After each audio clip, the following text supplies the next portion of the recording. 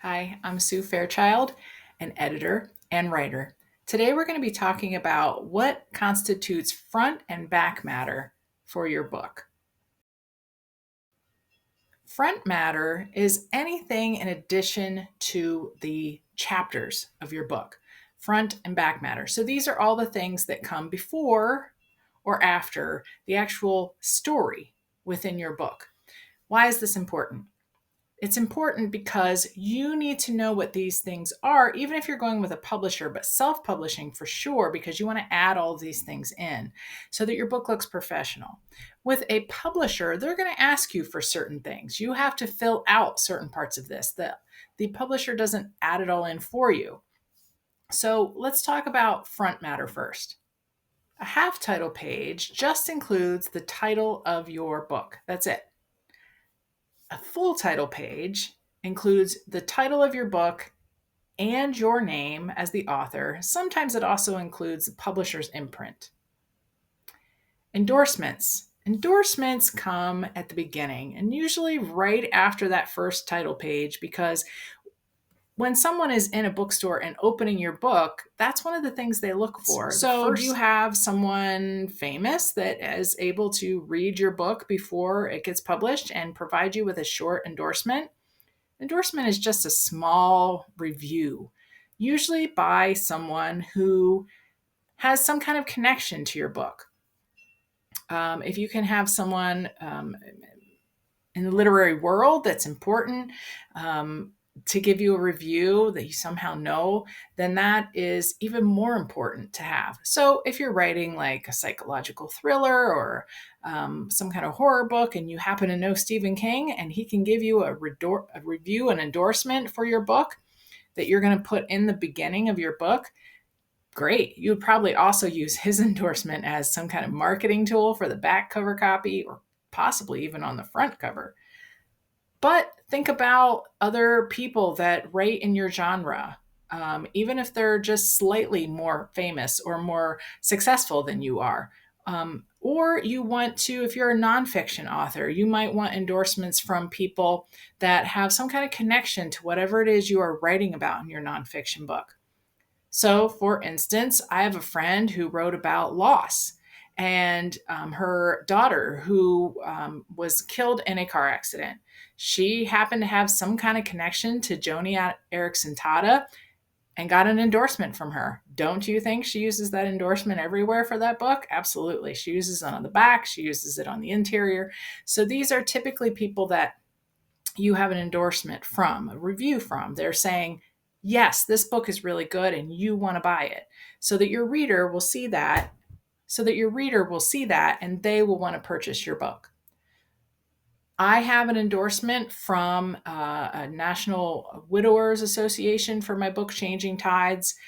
I just reached out through a website and said, here's what I'm writing about. I would love for you to read it. Would you be willing to do that and give me a short endorsement / review? She was willing, and we worked together, and now that is in there. It's in the front of my book. Then you have a copyright page, which we all know about copyright pages. These include the copyright. When was the book published? What series this is? So if it's the first publication, it's the first printing of this book, or multiple publications of this book. If you're using any Bible scripture within your book, you're going to need to put in the copyright wording for whichever Bible version you are using.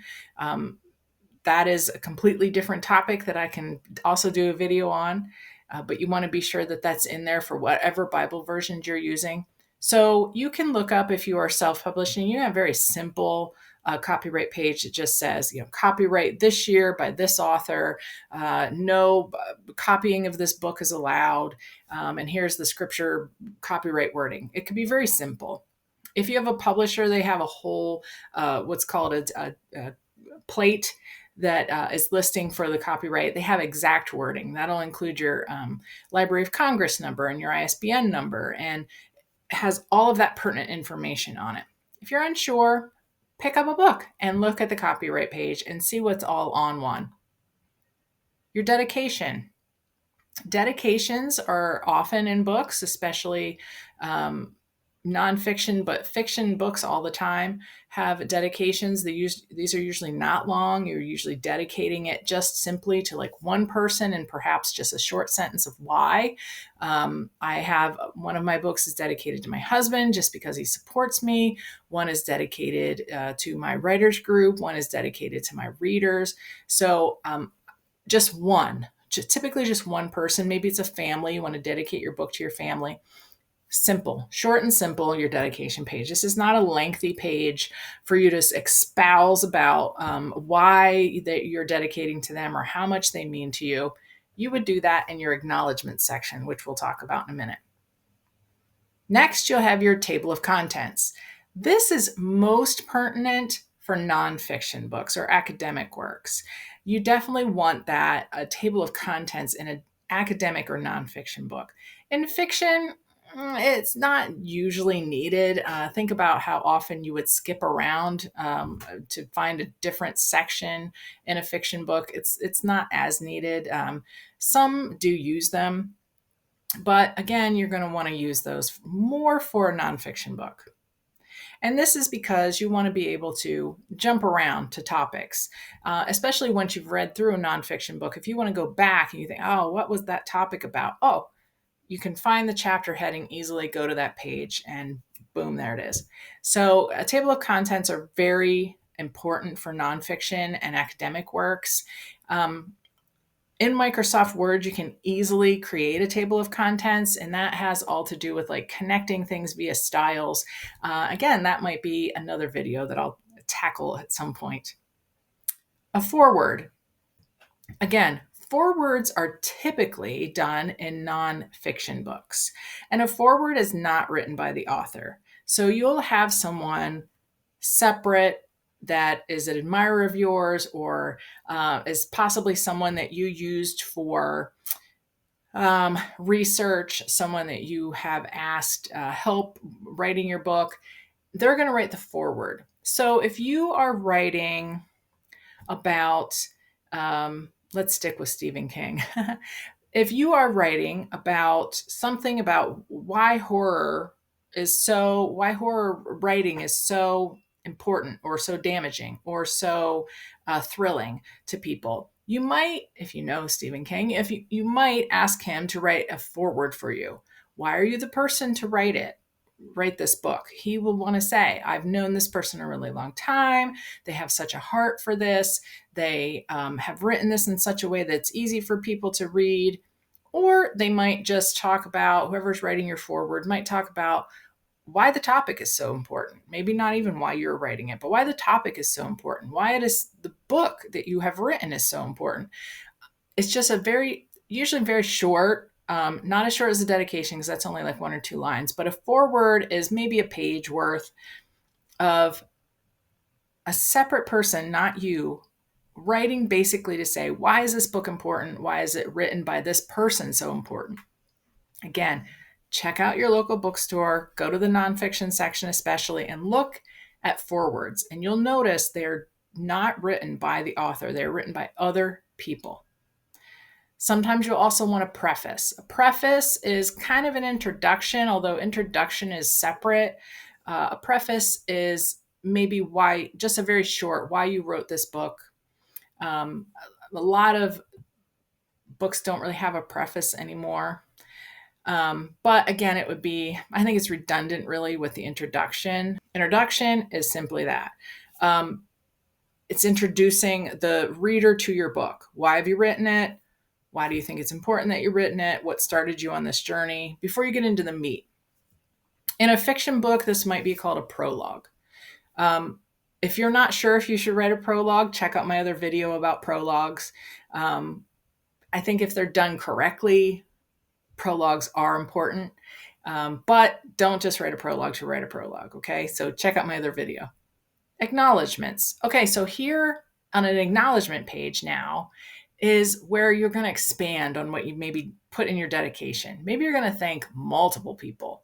These are often very long. These are often multiple paragraphs. They don't always have to come at the beginning of the book. In fact, a lot of people now are saying they should really come in the back of the book. And this would be after the story. And that's primarily because on Amazon, if you are doing the read sample of a book, the read sample is typically like the first couple of pages of a book. So if you have all your acknowledgments in there, and the person, the potential buyer, wants to read like maybe the first chapter, they're not going to get to that. They're going to read the acknowledgments and be like, okay, I don't care. Why is this important to me? I want to know what the book's about. So some people think that acknowledgments should come in the back of the book because of that reason. Also, you're kind of saying, hey, thanks for reading. These are all the people I also want to thank. So I've thanked already my husband, God, my writing group, my writers conference group. I have thanked my family, anyone who's helped you get the book, my beta readers. I put in their names specifically to say, thank you for helping me with this and why you thank them.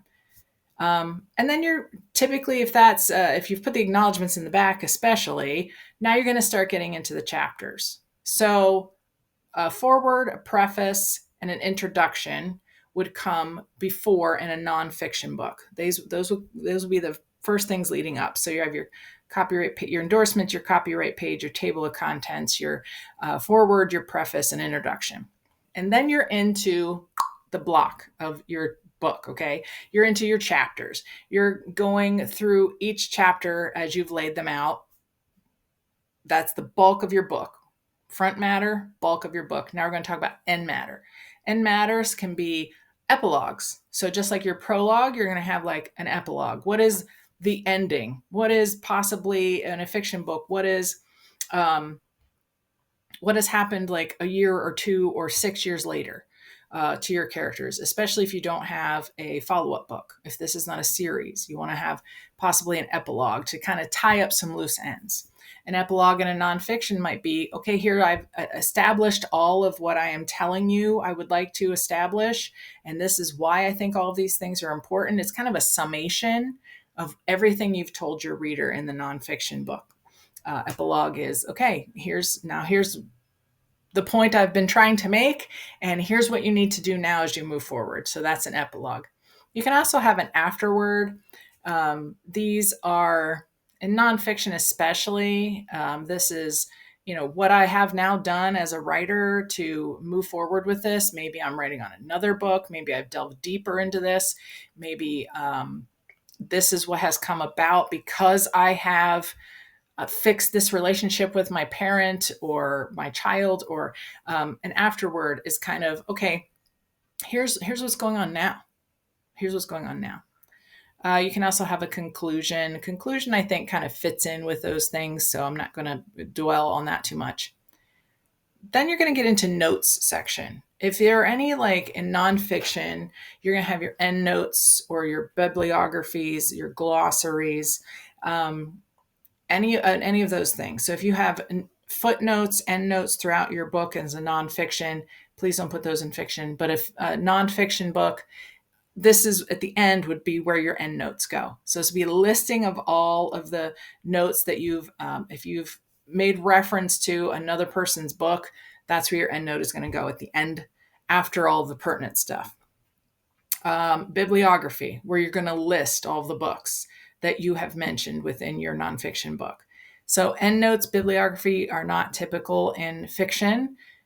If you have read any of some fantasy, people are putting like little footnotes and things. You could have it. It's a little quirky thing some authors are doing now, but typically that's with nonfiction. About the author, you're going to put an about the author section. Of course, you want an about the author section because you want them to read more of what you are writing. So make sure that you can have a headshot with this. Not everybody does that, but you can have a headshot with your about the author section. It's a long bio about who you are, what you like, what kind of things you write, and often it will have a listing of what other things you've written that that readers can go find. So especially if you're writing a series, you might want to have something that says, check out the next book in this series.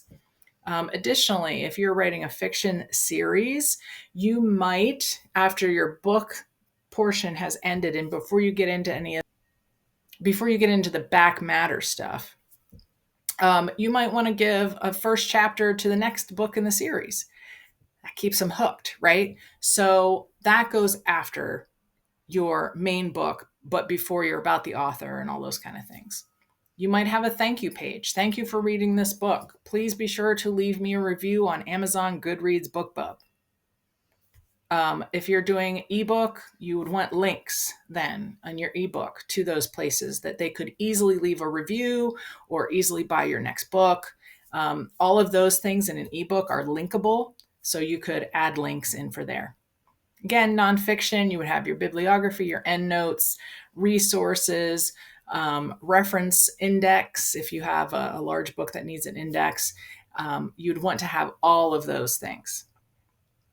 So, front and end matter is very important in your book, but you have to know exactly what you need.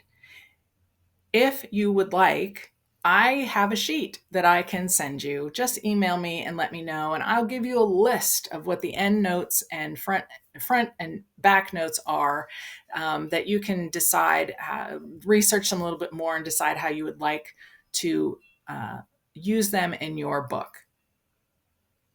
I hope that this video was helpful, and I can't wait to see you until next time.